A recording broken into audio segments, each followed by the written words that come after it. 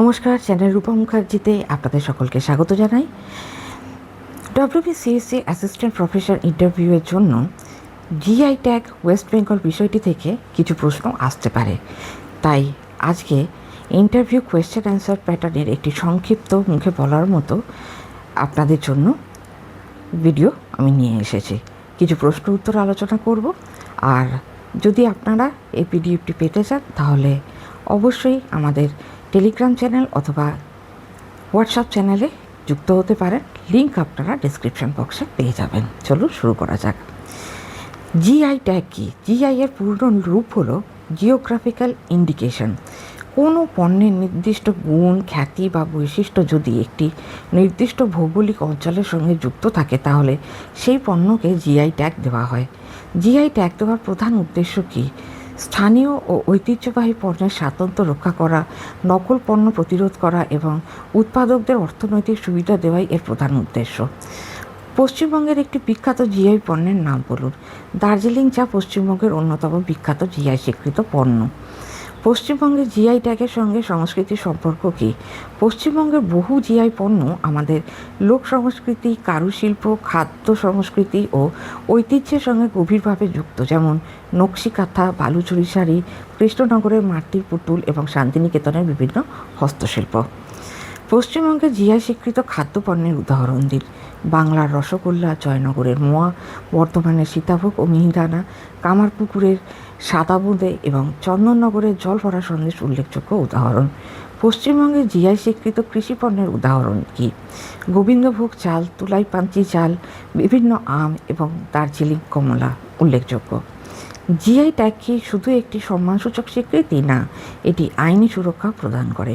নির্দিষ্ট ভৌগোলিক অঞ্চলের অনুমোদিত উৎপাদকরা এই পরিচয় ব্যবহার করতে পারেন এবং নকল বা অননুমোদিত ব্যবহারের বিরুদ্ধে ব্যবস্থা নেওয়া যায়।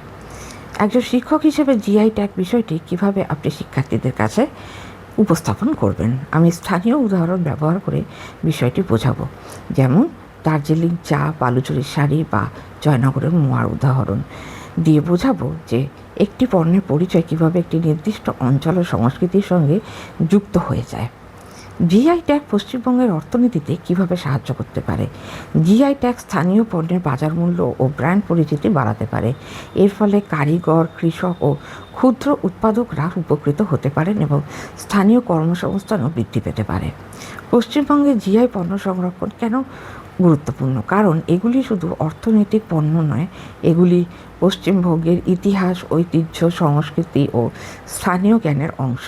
তাই এগুলি সংরক্ষণ আমাদের সাংস্কৃতিক ঐতিহ্য সংরক্ষণেরও একটি গুরুত্বপূর্ণ অংশ। এবার ইন্টারভিউতে বলার জন্য 30 সেকেন্ডের মধ্যে আপনি উত্তর কেমনভাবে প্রস্তুত করবেন তার একটি মডেল আমি আপনাদেরকে দিচ্ছি। পশ্চিমবঙ্গে জিআই স্বীকৃত পণ্যগুলি আমাদের রাজ্যের বৈচিত্র্যময় সংস্কৃতি, কৃষি, খাদ্য ও কারুশিল্পের পরিচয় বহন করে। দার্জিলিং চা থেকে শুরু করে বাংলার রসগোল্লা, জয়নগরের মোয়া, বালুচরীর শাড়ি, কৃষ্ণনগরের মাটির পুতুল, প্রতিটি পণ্যের সঙ্গে নির্দিষ্ট ভৌগোলিক ও সাংস্কৃতিক পরিচয় যুক্ত। তাই জিআই ট্যাগ একদিকে যেমন পণ্যের স্বাতন্ত্র্য ও আইনি সুরক্ষা নিশ্চিত করে, অন্যদিকে স্থানীয় উৎপাদকদের অর্থনৈতিক উন্নয়নেও গুরুত্বপূর্ণ ভূমিকা পালন করে। এবার আসুন আমরা জেনে নিই যে পশ্চিমবঙ্গের জিআই ট্যাগ প্রাপ্ত পণ্যের তালিকা। এটা 2026 সাল পর্যন্ত। 1.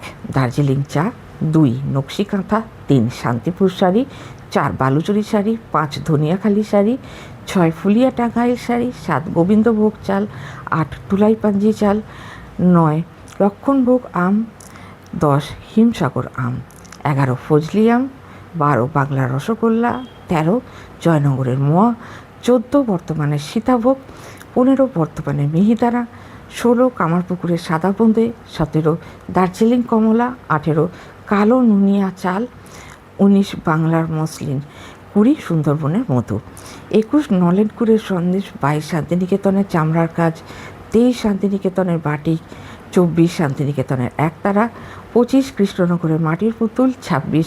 কোচবিহারের শীতলপাটি, 27. বিক্রমপুরের গানের বাটি যেটাকে বলা হয় বেঙ্গল সিঙ্গল বোল, 28.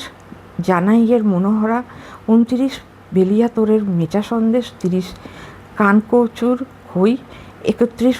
হুগলির বলাগড়ের নৌকা 32, চন্দননগরের জলভরা সন্দেশ 33, বেগমপুরের শাড়ি 34, কলকাতা গয়না 35, বলরামপুরের লাক্ষা শিল্প 36, মুর্শিদাবাদ সিল্ক 37, আশাপুরের বেগুন এবং 38 নতুন গ্রামে কাঠের পুতুল।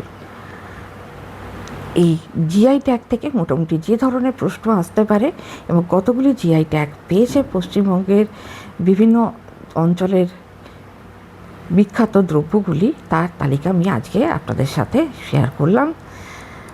কোনো প্রশ্ন থাকলে এই বিষয়ে অবশ্যই কমেন্টসের মাধ্যমে জিজ্ঞাসা করতে পারেন।